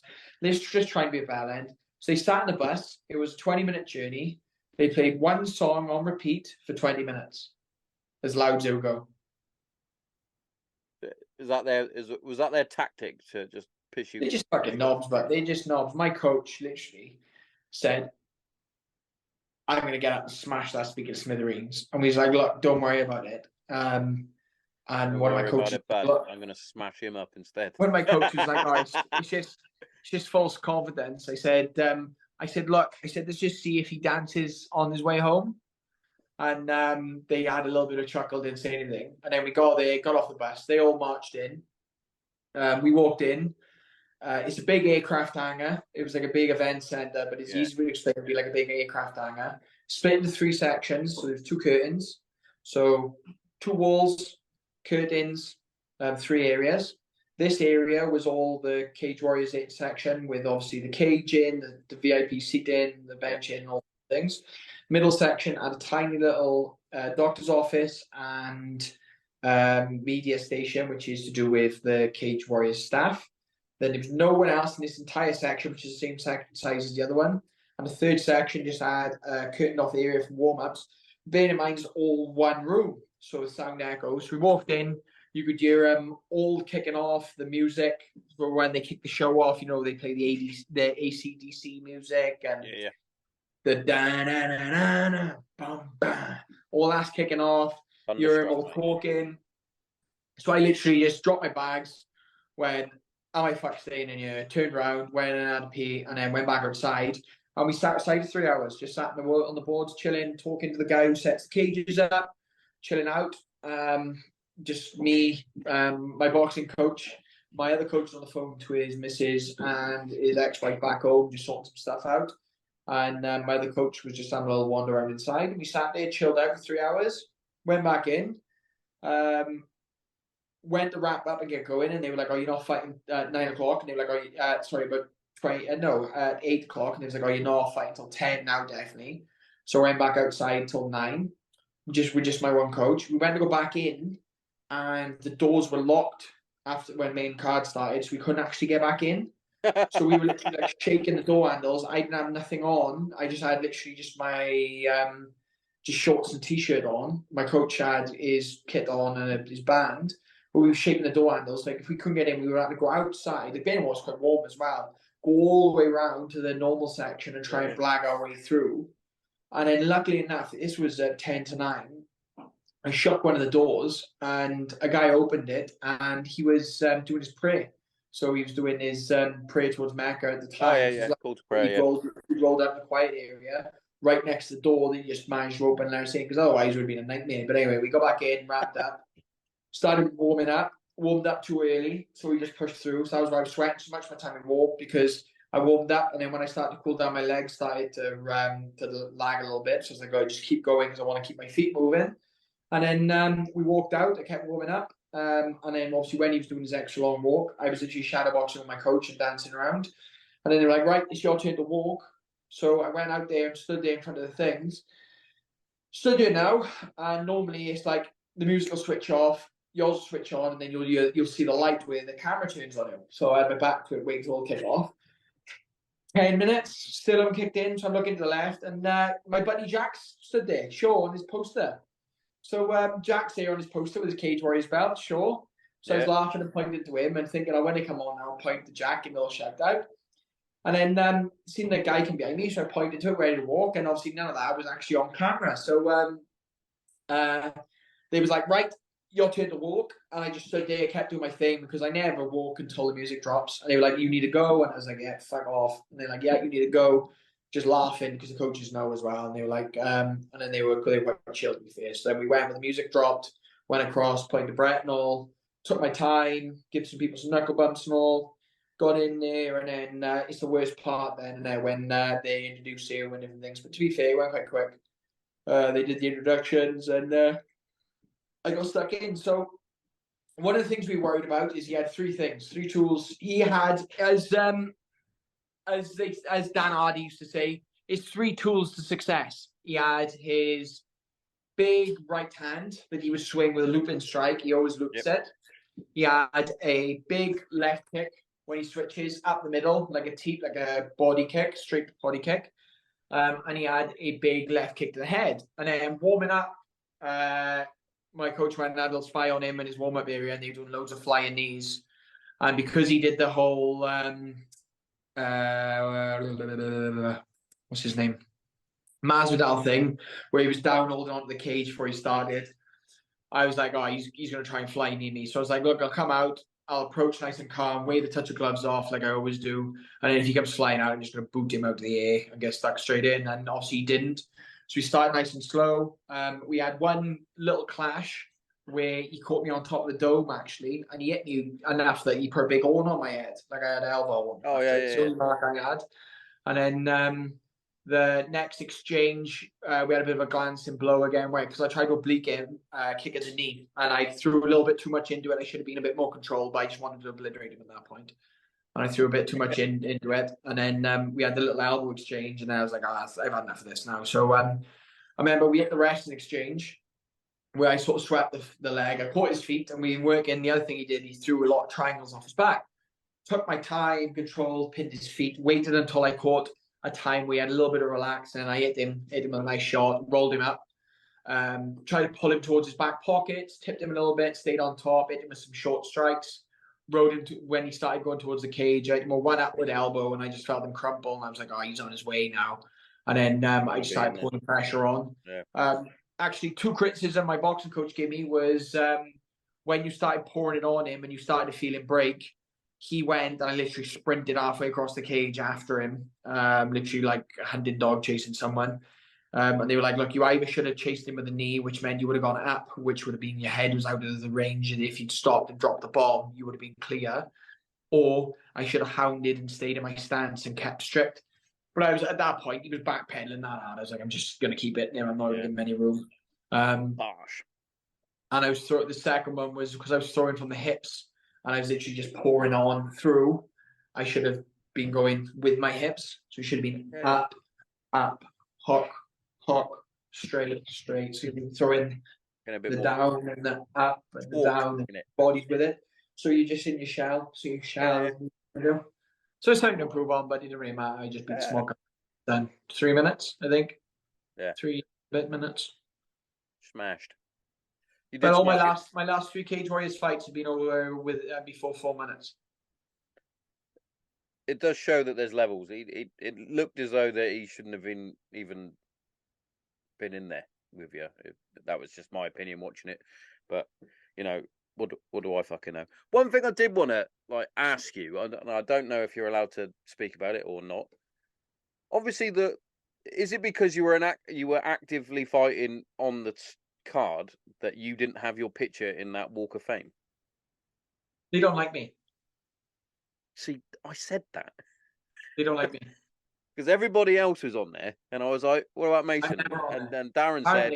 My manager, who runs Cage Warriors, he doesn't run Cage Warriors. He's on the board of directors for Cage Warriors. And they switched around. I've never seen Paddy's face go down and mine go up. It's always the ones who make him the most money. So apparently I don't make him much money anymore, so I'm not on there. See, I sent him a little tweet or an X or whatever you want to call it these days. I mean, why do you keep doing Mason dirty? Because they've done it before. They've done it before with... They had something with the double champs. And I went, why is Mason not on there? And Bisping was on there, Dan Hardy was on there, Paddy was on there, Conor McGregor was on there, Molly was on there, they've literally listed everyone up Yeah, there. They had their Italian fighter who won it and lost straight away. But no Dragon. I was looking at myself. I was walking through. I was looking to see where I was to get myself built. I said that to my missus. I went, he's looking for himself. You saw Brett, didn't you? You saw Brett and Jack. It's like I seen Jack before, Yeah. so I pointed at Jack, and I seen Brett. I was like, it's Brett. I was like, where's mine? I was like, oh fuck him! Like clearly I they're not literally, on there. Like. soon as you won, that was the first thing I tweeted. I was like, why do you keep doing him dirty? It's like it's just not on. Mate, I'm not successful enough. Wait till one day I'll be as big as McGregor, and they'll have me slab on every single one. Yeah, definitely. It's well, they've got the UFC have got their cash cow now, haven't they? With Paddy, and poor Molly lost again, didn't she?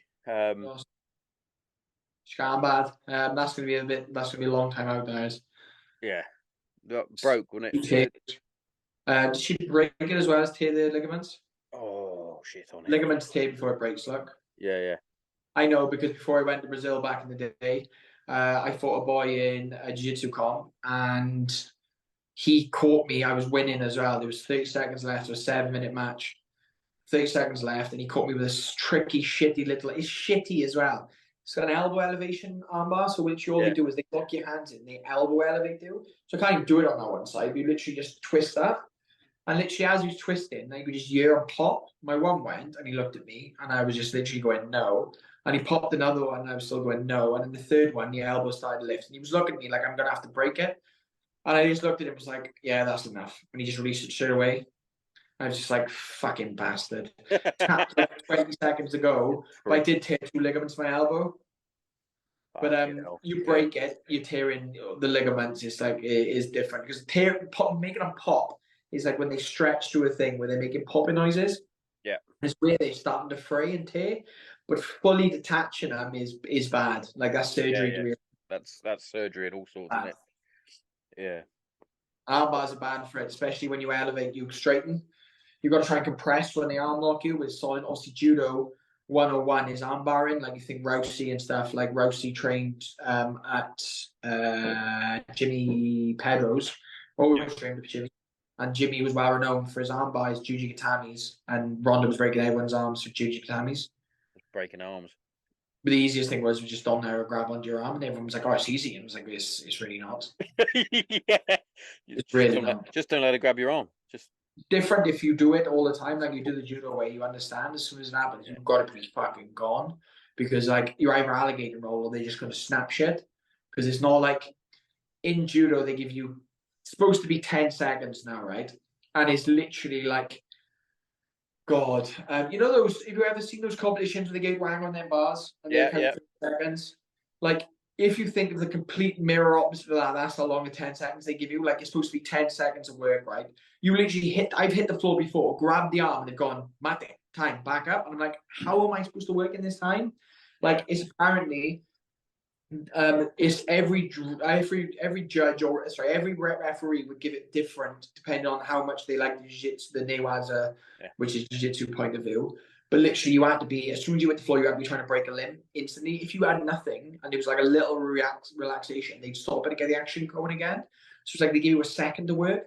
So if you think these people are grown up, throwing people to the floor, knowing that as soon as they're in the air, they're trying to break an arm. Yeah. As they're in the mid-air. So, for example, you see Demetrius Johnson, who's like a traditionalist martial artist. He was mat returning people and mid-mat return, slipping, breaking the limb. Yeah. He's supposed to be having a little exhibition, isn't he, with that fucking big bodybuilder bloke that I see on TikTok. I hope so. Have you seen that? No, I just know that Mikey Mouse is literally like one of those people that I prefer to use a gun against. Yeah, so this geezer is a 230-pound bodybuilder, and he's had Nate Diaz on the show before, and he had Brendan Schaub recently. That's the one who was trying to fight Nate Diaz and reckon he could beat Nate Diaz. Yeah, he went, I could smash. He started off with a boxer, different with a boxer, and he went, I would smash you in a street fight, and he went, I would tear you up as soon as you got anywhere near me with punches. So he went, you think because you've been in a street fight, you know how to punch. I've been trained how to punch. I will clear your head off, and then it's all escalated. And then he said it to Nate Diaz, and Diaz went, "What, in a street fight?" And he went, "Yeah." And he went, "I'd murder you. You'd be dead." Have you seen the thing where Nate was? I can't remember who it was, but it was someone who was taking the piss out of him all the time, and they kept offering him to a street fight. It's not Nate, it was Nick, the oldest one. Yeah, yeah. And every time he come near Nick, Nick was just kicking him in the leg as hard as he could, and in the end, the guy limped off. Like I think he kicked him twice, full pelt. The guy limped off. Yeah, It's like people get nobbled in school and they think it hurts. You wait until you get kicked by someone who can kick. you can kick. But yeah, fast forward, he did a podcast with Brendan Sharp, and Brendan Sharp went, "Look, Mighty Mouse would smash you up," and he was like, "How heavy is he?" And he went, "Well, no, 125 pounds, I think he fights at, or whatever he fights at." 25. And he went, "Well, I would just maul him." He went, "No, you wouldn't." He went, "The technique that he has." He went, "You think you might have him in a position. He's just going to get out of it and twist you up like a pretzel." So apparently they're going to have an exhibition for charity, like a grappling exhibition, which would be fun. Combat jiu-jitsu. It's probably something like that. Slap Just as slap, well. slap bods. Mate, yeah, combat jiu-jitsu it is fucking horrendous. It's so much fun. You have jiu-jitsu boys who try and play jiu-jitsu, you just literally open palm smack them across the Stop always it. aim for the ears. You perforate the eardrums lock. So it's literally is that Gets sound. rid of the equilibrium as well, doesn't it? It doesn't get rid of the equilibrium. I mean, it literally they wake up a few 10 minutes later thinking, "Ow!" Getting slapped hurts more than getting punched. Oh yeah, definitely, and it's embarrassing. Just the fingerprints. Just it's like people always talk about that stupid thing the UFC's doing, that slap, whatever it's called. Mate, honestly now, right? Oh, that's brutal. Stand there and let a grown man smack you across the face is just disrespectful. Yeah. That's what, because I'm not. It's well documented on the podcast and Darren's podcast and things like that I'm not the biggest fan of the Diaz brothers because they annoy me, but that's another story. But the disrespect that they have on people when they actually slap them in the middle of, They point to them. yeah, and they go, "I've just slapped you, you nam." Have you ever had Liam Harrison on the podcast? No. Good guest. You try and get on. He's based up England way. He's like world renowned. Leeds, isn't it? Leeds, yeah. He's meant to fight Mayweather in a boxing match before his knee was completely. They realised his knee was He's just a ridiculous. Muay Thai fighter, isn't he, Lee Harrison? I fight it, yeah. But he's got a thing Animal. of cutting people with elbows, and when he cuts them, he points at them.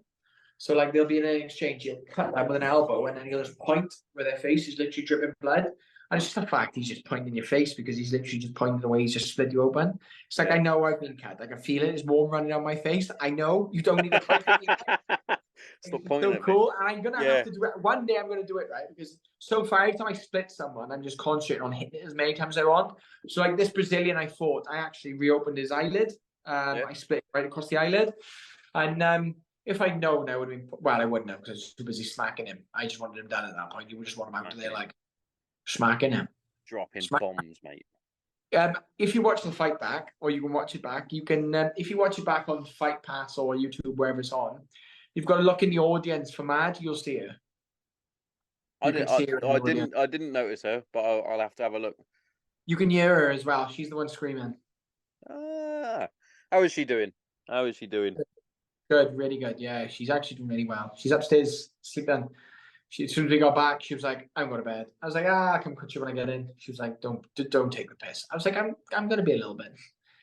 She was like, shaking her head. I know for a fact that Kate went soon as we got in.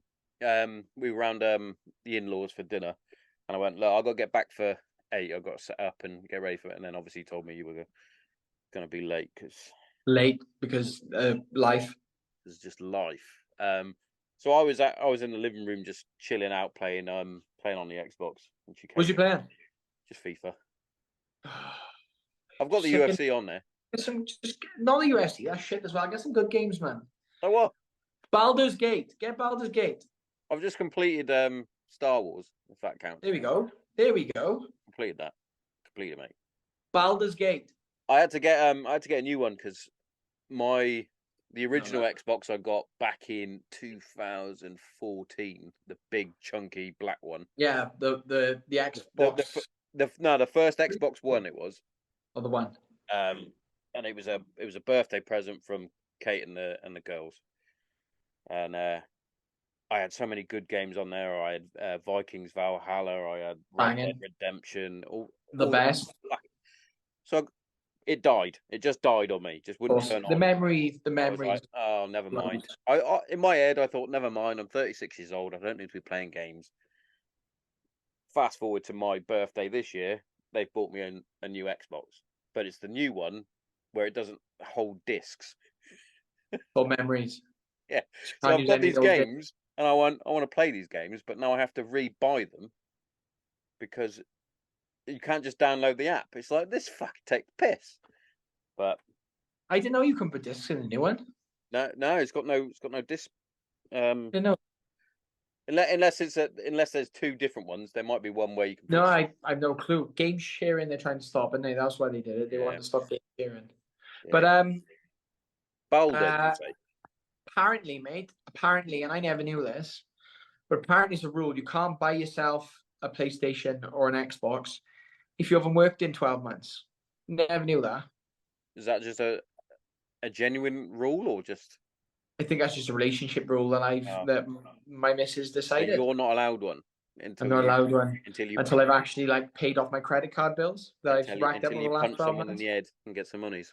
So I'm hoping to fight. I was hoping to fight San Diego September the 8th. So I'm still hoping for that, which is in 3 weeks. Under 3 weeks now. Fucking hell, that's Big Tommo's birthday as well. Tell Big Tommo to come out to me. Yeah, San Diego. I'll tell my dad that Mason Jones needs some close protection for his fight. One day, mate. One day.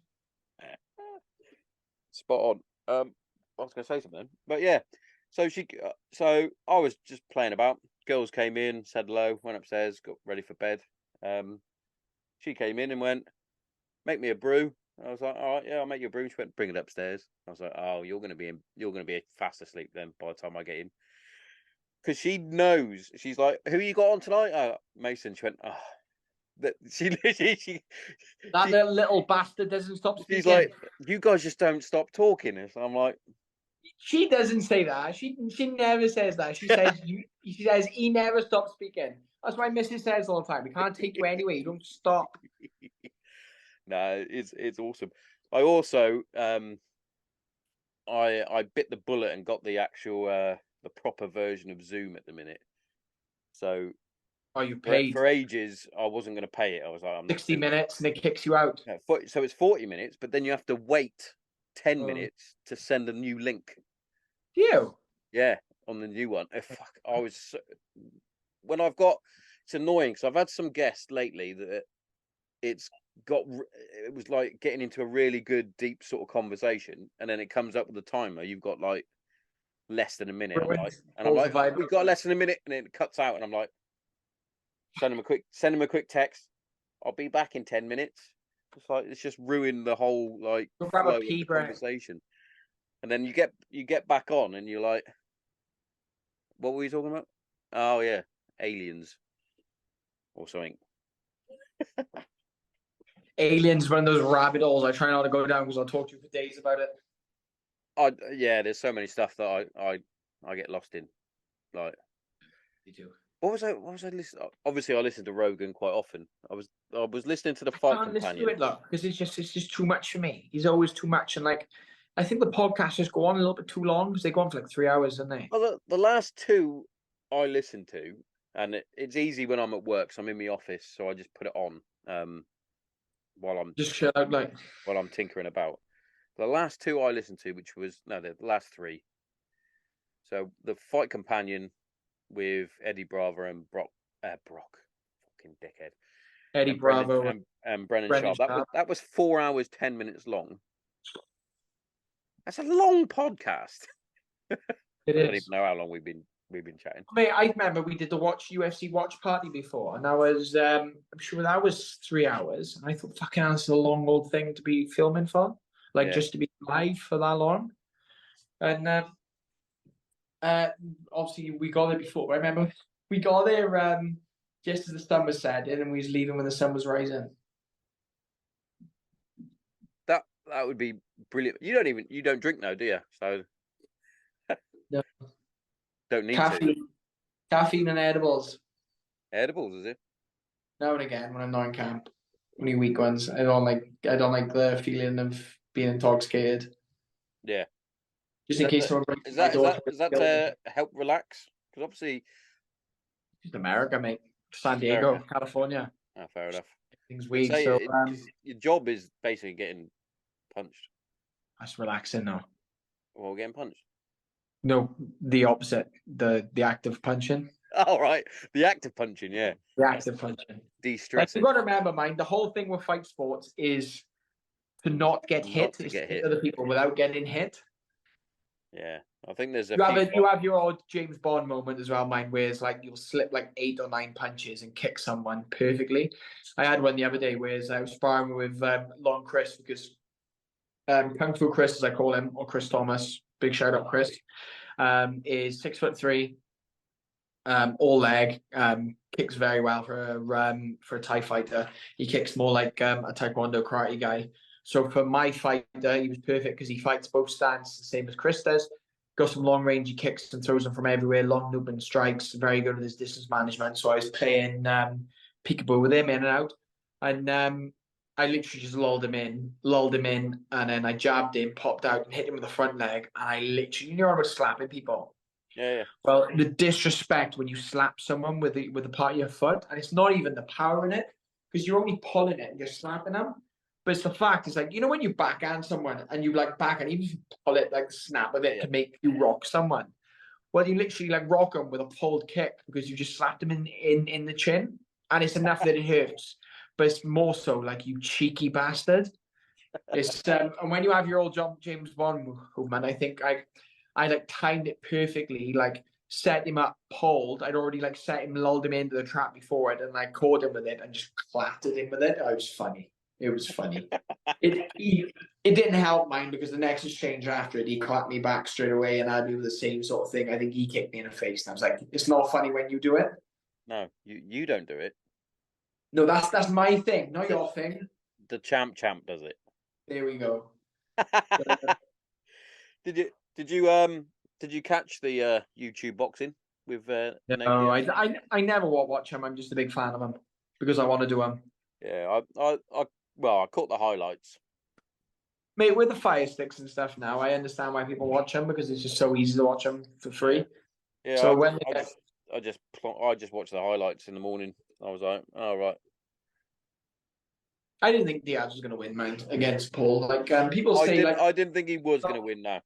Well, people go on and say like Jake Paul's not a real boxer. He's been boxing professionally and training professionally for 5 years. I watched, and I'm gonna like say this quietly.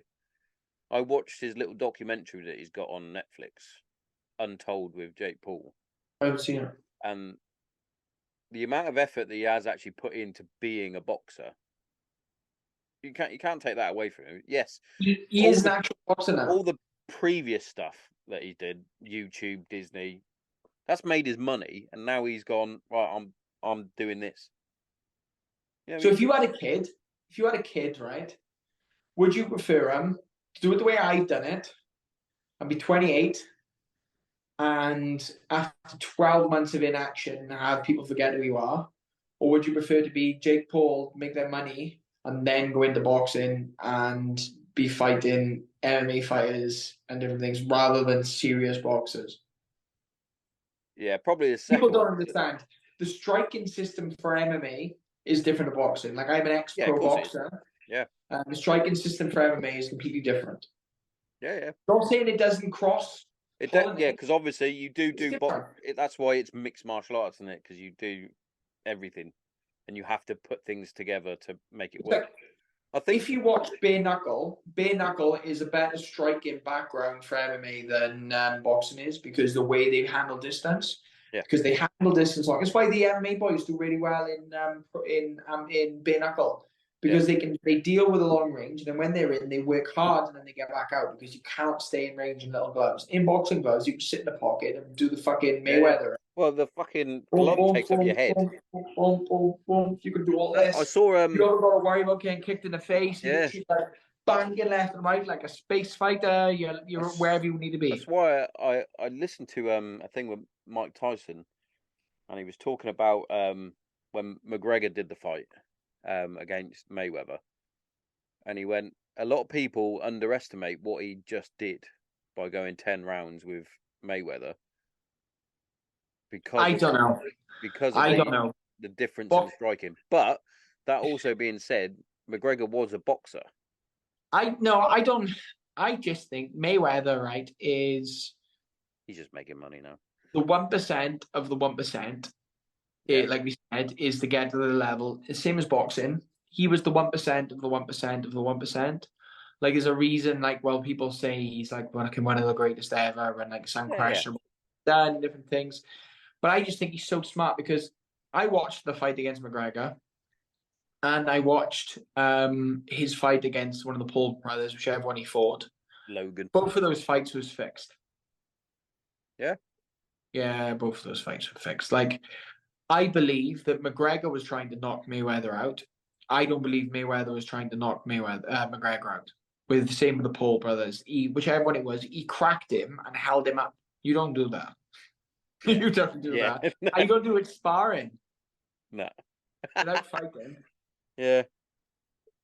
Because for him, it was just about making money. Yeah. And that's what he has been doing, isn't he, for the... When you clatter someone, you don't make any money. You take them the distance and have a decent fight with them, and you do. Yeah. He's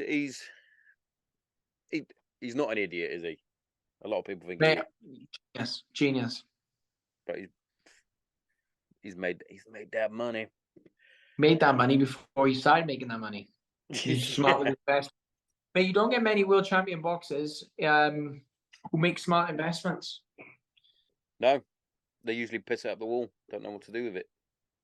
And like, you got to remember as well, I guarantee you, right? I guarantee you, the money he spends, because he spends and lives lavishly, is excess money.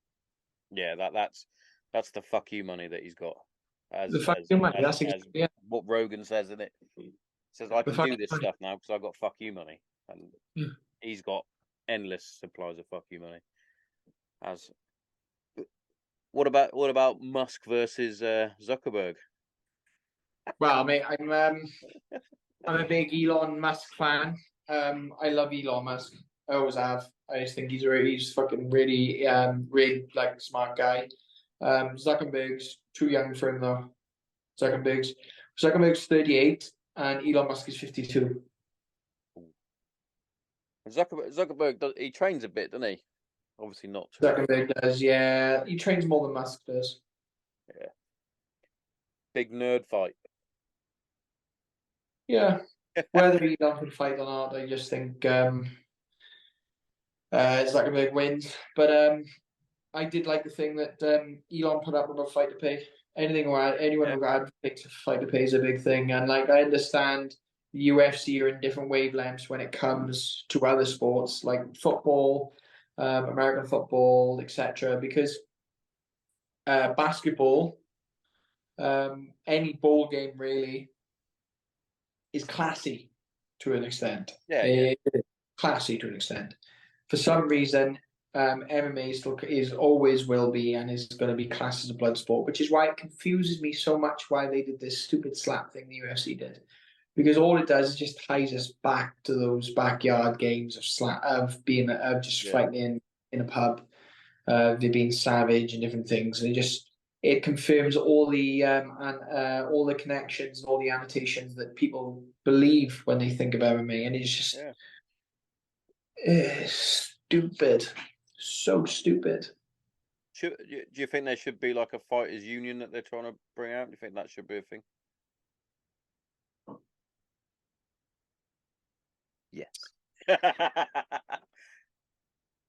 it this way: if I was getting paid the top 10% in the UFC, It was if I was in the top 10% of the weight classes getting paid, then no, I don't believe there's a fighting. There should be fighting unions. Where I am at the moment, and where I was in the UFC, a fight union would have been anything. All they need to do is increase fighter pay, the 20 and 20 minimum, and you're golden. But then Jai Herbert again, I use his name twice now. Jai Herbert's fought nothing but savages in the UFC. He's had as hard a run as I've had. Only he's added over, I think he's done 7 fights now to my 4. And he's fought nothing but savages. And his last fight was 23 and 23, disclosed. So I don't know how much, whether he gets extra undisclosed, but I doubt it. But he's disclosed 23 and 23. That should be what people enter on, is 20 and 20. Murderer's row. Yeah, because he's on fucking death row in the 150. So the reason that I didn't stay in the UFC, apart from my contract disputes and different things, was to do with the fact the 155 and the 170 division are the 2 most common weight divisions worldwide. If you look at the average weight limit for the average weight of a male is about 155, 170. It's in between those two. So you think people are big and are getting big and then slimming down to those weights. They're still within the averages of what you're going to do. 145 is a little bit too small. 155, the average size man at 170 can get down to. And then the 170s for the bigger versions to get down to. But 155 or 170 are 2 divisions in the UFC that they're oversaturated. They got too many fighters. I know this for a fact. I've been told this. Everyone who fights in the UFC knows this. There's too many 155s and 170 compared to other divisions. So it's the hardest weight division to get into.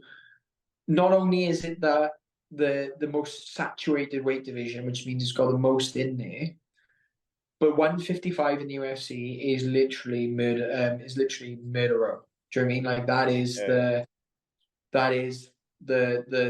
worst, the toughest of the toughest. Like obviously you shouldn't compare prison systems to fighting. When I'm saying I don't want to be known as a savage sport, but they're the best. I mean, they're the special forces. Like, so you fight in the most common weight division. It is like literally you are in the SAS and you're all competing against other SAS, but you're in the most oversaturated department. Yeah. With SAS. Well, do you know what I mean? Yeah. Best of luck to you. So that's sort of is crying out for the extra weight divisions then. No. Or do you not think that's gonna? No, I'm still gonna be number 1, so it doesn't matter. Come on.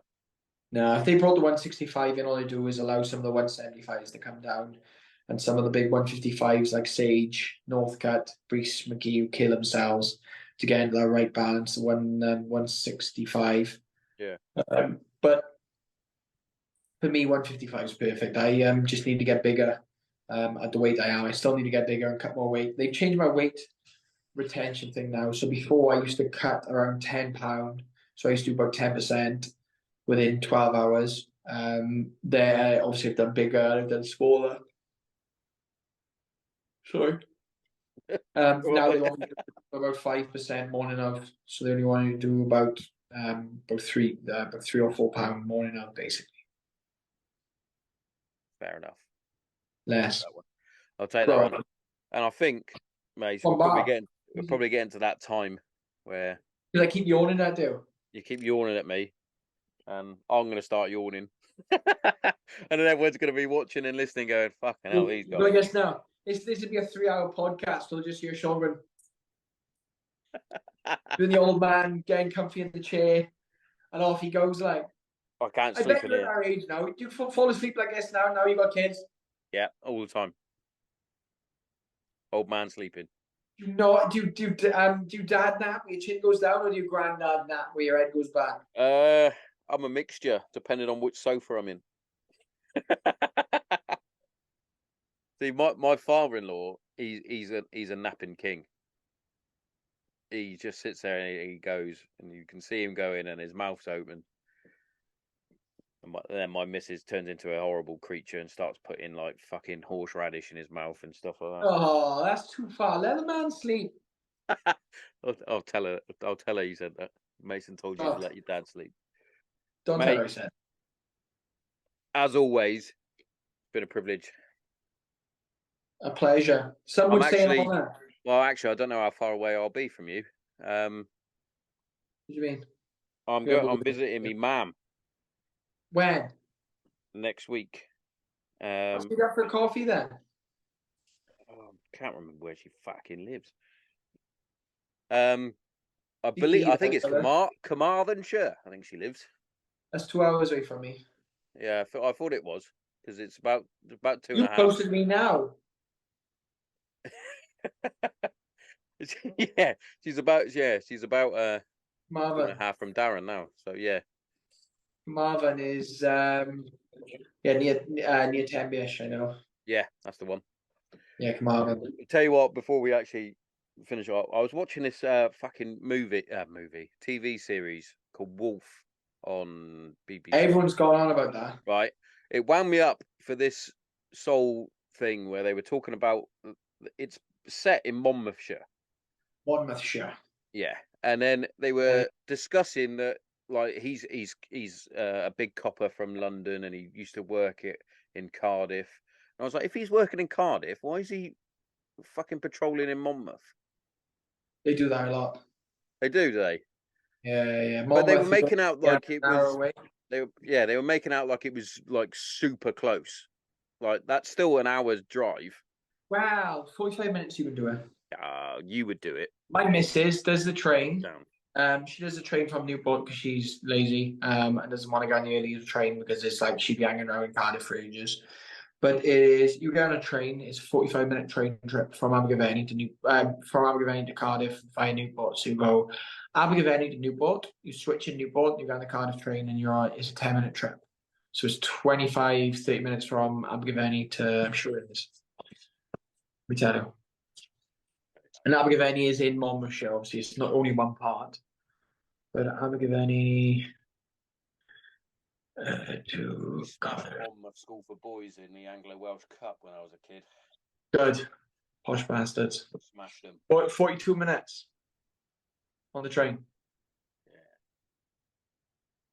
Even quicker in your car, mate. Well, you got to avoid other cars. That's the only problem. It's all roundabouts and shit. Love a roundabout. Just go through it, man. That's what the Americans do. They just go through them. That's why they got rid of them all because they just drive straight through the middle of them. Yeah, they don't like. Yeah, they just like straight lines, don't they? I don't blame them. But their trucks are that big they can't turn. Look, there you go. Drinking the environment. We've had so much knowledge dropped from the Dragon tonight. We've had maths. Well, here's a good one for you to finish off. We talk about petroleum vehicles. You'll like this one. So, they want to get everyone on the electric. Yeah. You know where most of our electricity comes from? In the UK? Probably France or something crazy like that. No. So you do your recycling. Yeah. So you recycle. You look like a good sort. You'll do your recycling. You'll do your plastics and different things, and your cardboards and all this. And yeah. Where you're from, do they put in different? Like you have to divide it up and put it in different boxes, or do you just put in one? Yeah, I've got a box and I've got a bin. Right. So a lot of the plastics and stuff. So, for example, let me give you a thing. So my mousse from Aldi's, which is on my diet plan. This type of plastic is fully recyclable, but it may be recyclable to a factory that is based near Scotland. So rather than drive and ship that up to that factory in Scotland, it may not be worth it. So what they do instead is they send it to a furnace and they burn it, and they burn that to create electricity. So they reckon it's something. Last I checked, there's something like 60% of recycled products just get burnt for energy. Well, there you go. So they get burnt to produce electricity. By 2030, they want us to start buying purely electric cars. I think it's something like 40% of people try to put their car on charge overnight, like most people would do, the electric grid would shut down. Yeah, of course it would. And that doesn't even take into account all the where they got to get all the fucking batteries and whatnot, and all. Is it But cobalt? they got wind farms and stuff, don't they? But I never realised this. Do you know why they can't have big wind farms on land? Because it's an eyesore. No, I don't know. Produce too much noise. Bit windy. Apparently, they're horrendously loud. Fucking noisy, but that's why they put them offshore, innit? Yeah, noisy as hell. Like, noisy as hell, but Just stick it in the fucking valleys. just put some solar panels on the roof. It'll be fine. We get more than enough sun. We get like sun for like 30 minutes a day. Loads, mate. Valley of Death, but Wales has its own weather system. Fact. there we go. Right, I'll leave it to it. Always a pleasure. Always Never a a joy. chore. And I am sorry for being late, brother. From the bottom of my heart, I do apologise. I will never let you down. I'm never going to give you up. So anytime you need me, just give me a call. I'll be in a hurry. There's two of you. Love all that. And we had good signal the whole way through. Well, do you mean fibre optic coming to the UK now? Well, coming to the valleys, so it's getting better. Getting better. Mate, Right. you All go the best. careful, you be safe. Love you and leave you. Oh, fucking hell. Breaking shit. See you later. Ciao, brother.